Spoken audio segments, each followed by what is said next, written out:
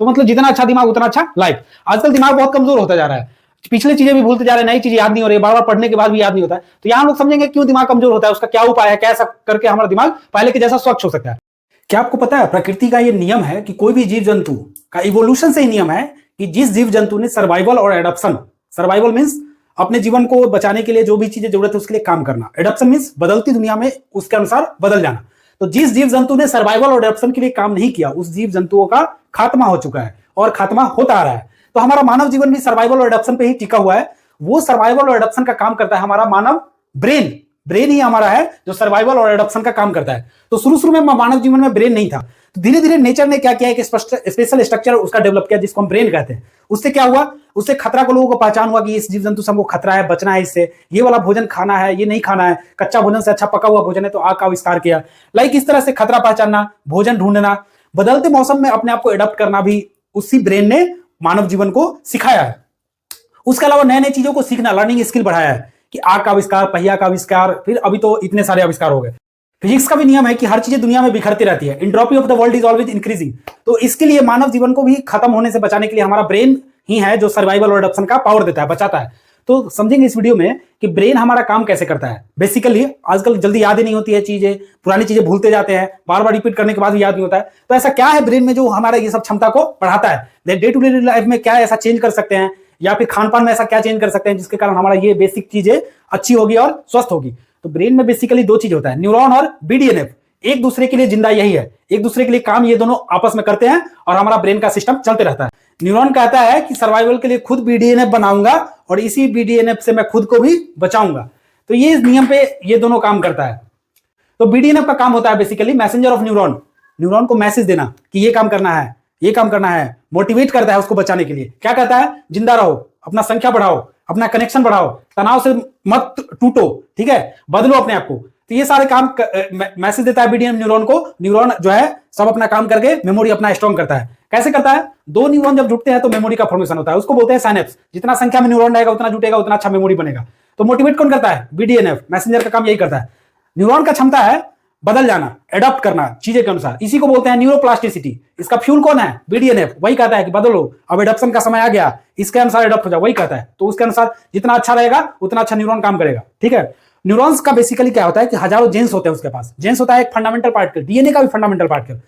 Neurons का 1000 काम है, कभी याद करना है, कभी बढ़ाना है, कभी एडॉप्ट करना है, कभी सर्वाइव करना है इत्यादि। तो अलग अलग जेन्स में बांट दिया है कि भाई तुम जेन्स इसका एक्टिवेट करना, तुम इसका एक्टिवेट करना, तुम इसका एक्टिवेट करना। तो कोई सारा जेन्स एक्टिवेट नहीं रहता है, जिसका जरूरत होता है BDNF उस जेन्स को मैसेज देता है, ठीक है, कि तुम एक्टिवेट हो जाओ, तुम सर्वाइव करने वाला एक्टिवेट हो जाओ, तुम ग्रोथ करने वाला एक्टिवेट हो जाओ, तुम याद करने वाला एक्टिवेट हो जाओ, रिपेयर करने वाला एक्टिवेट हो जाओ, बदलने वाला एडॉप्ट करने वाला एक्टिवेट हो जाओ इत्यादि। तो इस तरह से ये दोनों काम करते हैं। तो न्यूरॉन और BDNF से ही हमारा दिमाग का सारा गेम होता है, दिमाग का जितना काम है सब वही दोनों करता है। तो मान लो दिमाग कमजोर हो गया, दिमाग कमजोर हो गया मतलब उसका न्यूरॉन और BDNF कम हो गया। तो मान लो BDNF कम हो गया, दिमाग कम हो गया, तो क्या क्या होगा भाई, रिटेंशन होगा, मतलब याद नहीं रख सकता है, फोकस नहीं कर सकता है, लर्निंग स्किल घट जाएगा, जल्दी सीख नहीं सकता है, कोई चीजें पुरानी चीजें याद नहीं होगा, जल्दी याद नहीं कर सकता है, जल्दी चीजें भूल जाएगी जो याद भी कर रहे हो। एंजाइटी और पैनिक भी होता है, ज्यादा तनाव भी आ जाता है और डर सा भी लगने लगता है। ये सारा चीज दिमाग कमजोर होने पे होता है। हमारा दिमाग कमजोर होने के कारण जो BDNF कम होता है वो क्यों होता है और उसका उपाय क्या है। तो क्यों में क्या है ना कि एक सेडेंटरी लाइफ स्टाइल है, लॉन्ग टाइम पे हम लोग ज्यादातर बैठे रह जाते हैं।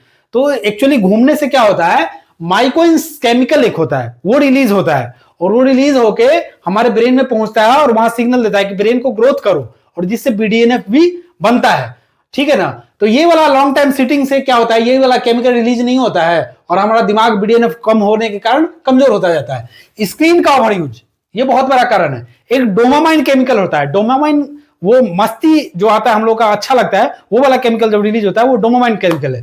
तो जब हम लोग रील स्क्रॉल करते हैं डोपामाइन केमिकल रिलीज होता है। लगातार स्क्रॉल करने से क्या होना, ज्यादा रिलीज हो जाता है और वो ओवर क्रैश हो जाता है और न्यूरॉन जो है मस्ती जो दे रहा है, न्यूरॉन्स दिमाग वो भी थक जाता है और वो थकने के कारण क्या होता है, BDNF बनाना बंद कर देता है और BDNF जब कम हुआ तो हमारा दिमाग स्लो काम हो जाएगा और बहुत ज्यादा इससे प्रभाव होता है, ठीक है ना। और एक है स्लीप डिप्रीवेशन। स्लीप टाइम में क्या होता है ना, जब हम लोग डीप स्लीप में जाते हैं तो एक केमिकल रिलीज होता है, फैक्ट्री रीसेट टाइप का काम होता है। उसमें क्या होता है, जब डीप स्लीप में जाते हैं तो हमारा मेमोरी सर्किट जो है बढ़िया से फॉर्मेशन होता है और नए न्यूरॉन्स का फॉर्मेशन होके, अच्छा जब हम स्लीप नहीं लेते हैं तो यही सब कम हो जाता है, न्यूरॉन्स कम हो जाते हैं और BDNF कम हो जाता है और हमारा दिमाग स्लो हो जाता है।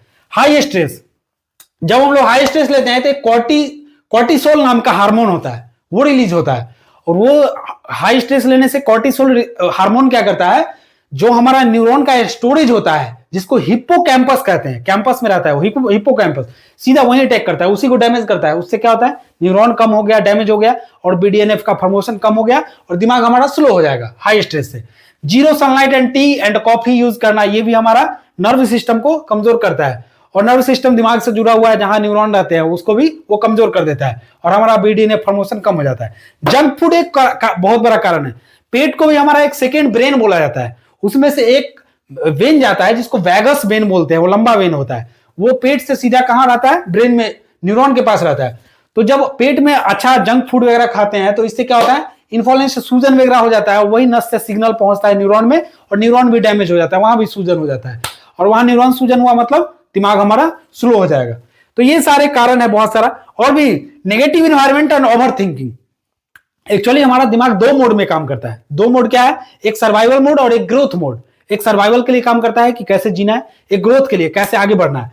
तो जब हम लोग नेगेटिव मोमेंट और नेगेटिव एनवायरमेंट और ओवर थिंकिंग करते रहते हैं ना, तो उसमें दिमाग हमारा एक ही जगह काम करता है कि भाई सर्वाइव कर लो पहले, ग्रोथ तब बाद में करना।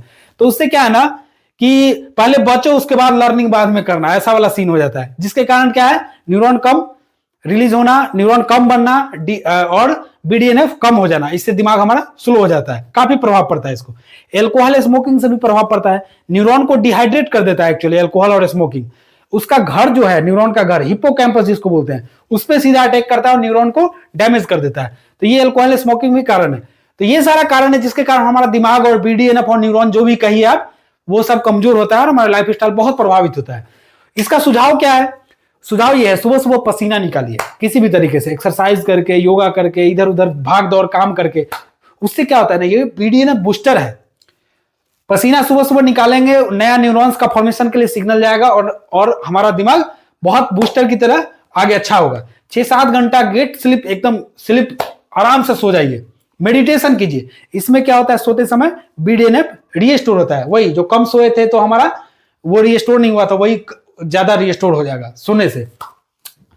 एवरी 50 to 55 मिनट, 1 घंटे में बॉडी को मूवमेंट दीजिए। इन्हें कि ऑफिस में बैठे कहीं और बैठे हैं, उससे क्या होगा ना, बीडीएनएफ जो अपना डाउन जा रहा है वो मेंटेन रहेगा, ठीक है, ज्यादातर बैठना नहीं है।